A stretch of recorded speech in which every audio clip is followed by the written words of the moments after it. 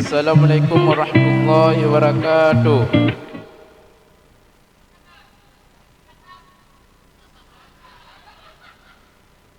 Jadi anak tu jangan banyak bersedih,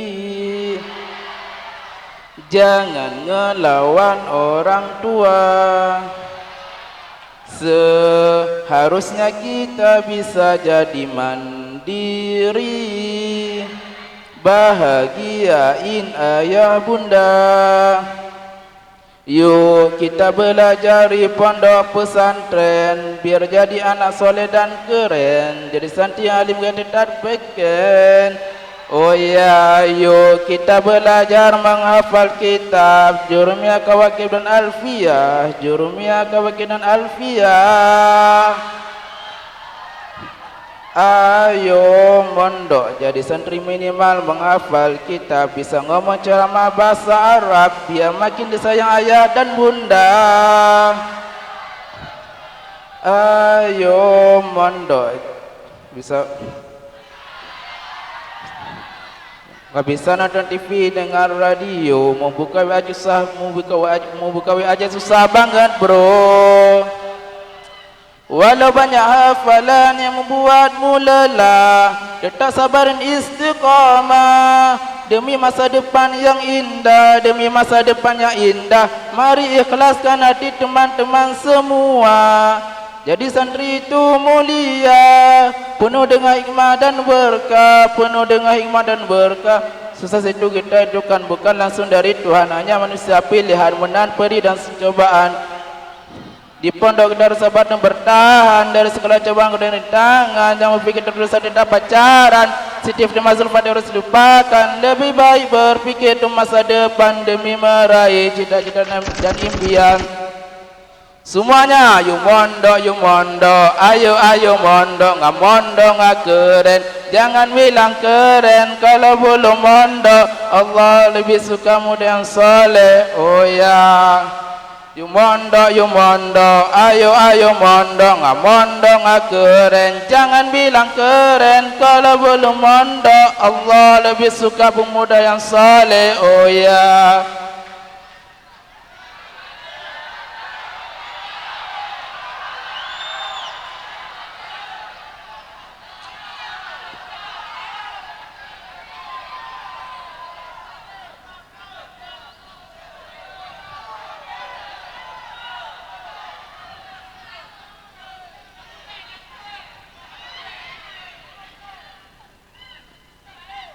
Ya man sallaita bi kullil anbiya, ya man fi qalbika rahmatun linnas, ya man allafta quluban bil Islam, ya habibi ya syafi'i ya Rasulullah, bi ummi wa abi fadaituka sayyidi.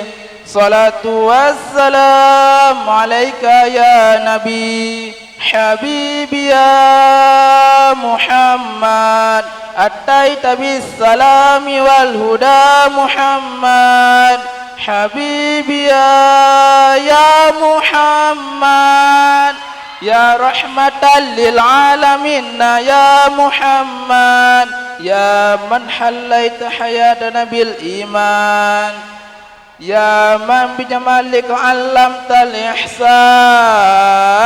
ya man nawarta qulubana bil Qur'an, ya habibi ya syafi'i ya Rasulullah, bi ummi wa abi fadaituka sayyidi.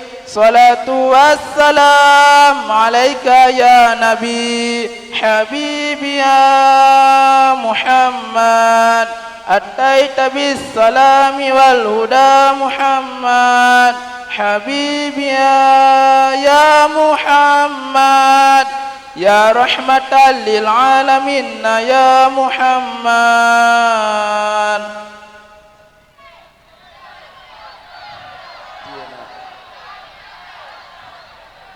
Cukup sekian. Assalamualaikum warahmatullahi wabarakatuh.